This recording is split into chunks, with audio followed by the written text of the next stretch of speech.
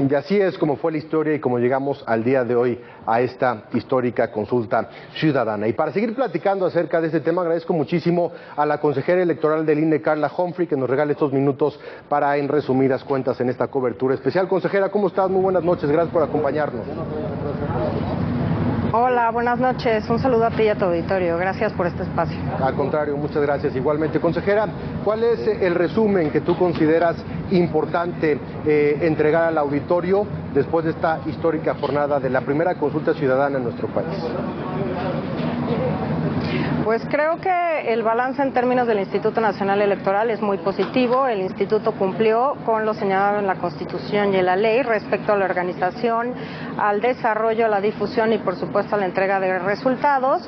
El INE, y gracias a las y los ciudadanos que fungieron como funcionarios y funcionarias de casilla el 6 de junio y ahora ratificaron y volvieron a participar como funcionarias de mesas receptoras de opinión, se instalaron el 99.9% de estas mesas receptoras de opinión. Creo que esto es un éxito organizativo. Esto demuestra el compromiso de la ciudadanía con la democracia en nuestro país, con estos procesos de democracia directa, y creo que al final de cuentas estos son ejercicios de los que nos tenemos que apropiar como ciudadanas y ciudadanos.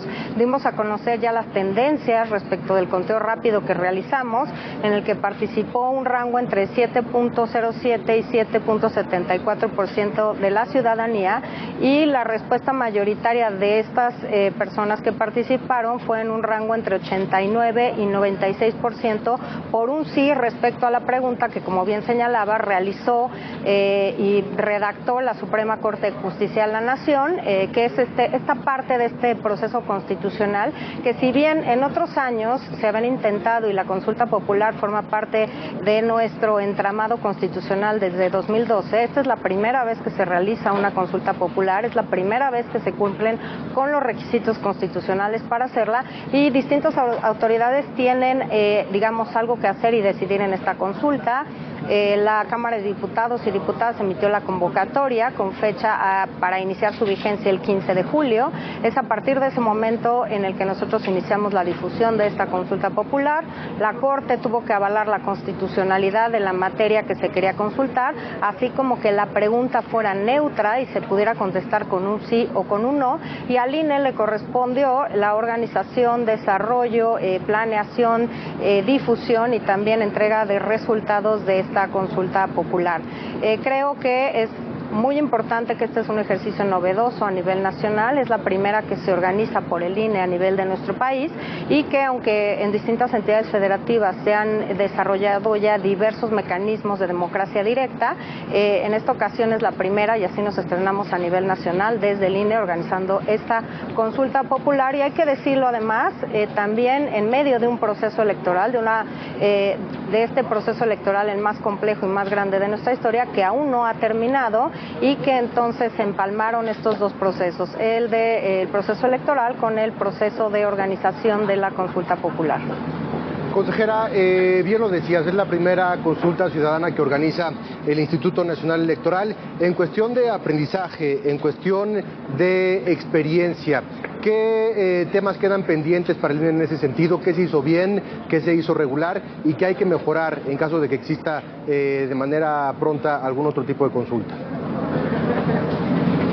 Pues yo creo que en primer lugar tendremos que reflexionar si la consulta popular debe realizarse 8 semanas después del proceso electoral, porque este fue un cambio constitucional que se aprobó, digamos, en el Congreso de la Unión, hacerla el primer domingo de agosto. Antes estaba, y así lo decía el marco normativo, se tenía que realizar el mismo día de la jornada electoral, lo que permite además hacer uso y abatir costos de distintos mecanismos para organizar la jornada electoral, por ejemplo la capacitación, por ejemplo las urnas, por ejemplo las casillas que se instalan en todo el país, y creo que deberíamos reflexionar sobre este tema. Tenemos que regresar las consultas justo el día de la jornada electoral, o quizá entonces distanciarlas un poco más, a 8 semanas y en pleno proceso electoral. Creo que eso también complicó la difusión adecuada de esta consulta, que si bien el INE utilizó todos los espacios a su alcance para promocionar esta consulta, quizá después de este proceso democrático, el más grande de nuestra historia, pues fue complicado también esta difusión.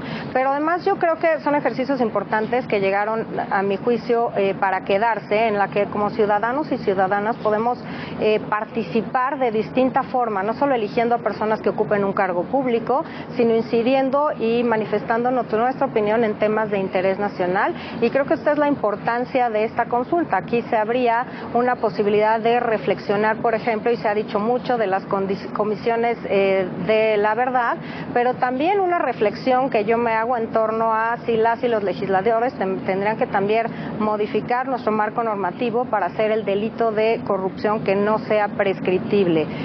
Y creo que esto es un motivo de reflexión para ver cuál es el rumbo que queremos como país, y creo que estos asuntos trascendentes que se nos consultan en estos procesos de democracia directa es justamente el valor central. No son consultas de partidos políticos, sino de las y los ciudadanos.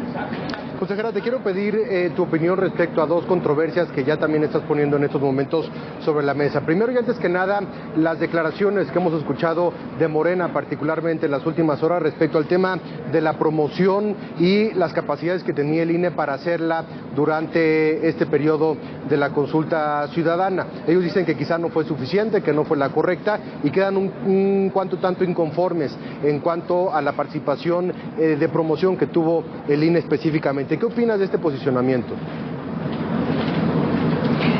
Creo que el INE cumplió con su obligación constitucional. Nosotros no podíamos iniciar la difusión de esta consulta ciudadana, esta consulta popular, si no iniciaba la vigencia de la convocatoria. La convocatoria no la aprueba el INE, no decide el INE sus fechas, la decide la Cámara de Diputados y Diputadas, y creo que este es un tema relevante porque sin lugar a dudas utilizamos todos los espacios en radio y televisión que el INE tiene asignados, utilizamos todas nuestras redes sociales, las y los consejeros utilizamos espacios como este para difundir la consulta popular. Hicimos más de 300 foros en todo el país, jornadas de diálogo respecto de la consulta popular, justamente para informar qué es una consulta popular, cuál era la materia de consulta de este tema, y además qué día sería, cuáles eran los requisitos para participar en esta jornada.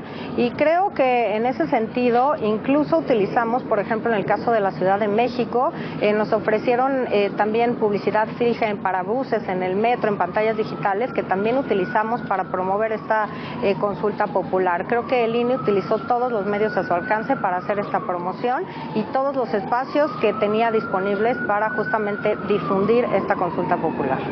Consejera, y por último, agradeciéndote muchísimo estos minutos para ADN 40 en resumidas cuentas, el tema de la vinculación, que era finalmente, me parece lo importante, que el 40% del padrón electoral pudiera participar para que esto fuera una figura ya vinculante de manera directa. A pesar de que no fue así, también el partido Morena han dicho que a pesar de ello van a ir con estas comisiones de la verdad que también tú comentabas anteriormente. Cuestión de procesos de legalidad y de vinculación, ¿de qué sirve entonces una consulta como esta si no llega a este 40% necesario, pero aún así se va a proceder con estas comisiones?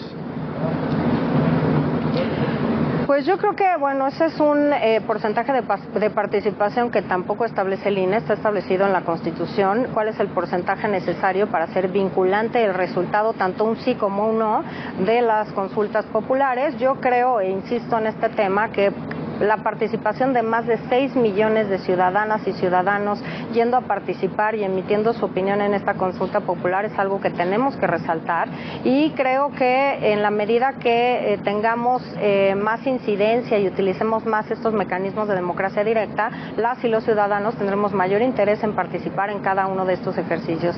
Así que yo veo y además agradezco la participación de las y los ciudadanos, tanto como funcionarios de mesas directivas de casilla como observadores y observadoras electorales, que tuvimos más observadores acreditados para la consulta popular que para la jornada electoral del 6 de junio, y además, por supuesto, a las y los mexicanos que fueron a participar emitiendo su opinión en esta consulta popular. Creo que no podemos desdeñar estos más de 6 millones de opiniones que hoy se emitieron, y creo que tenemos que seguir trabajando para hacer de esto una costumbre en un país y en un sistema democrático como el nuestro.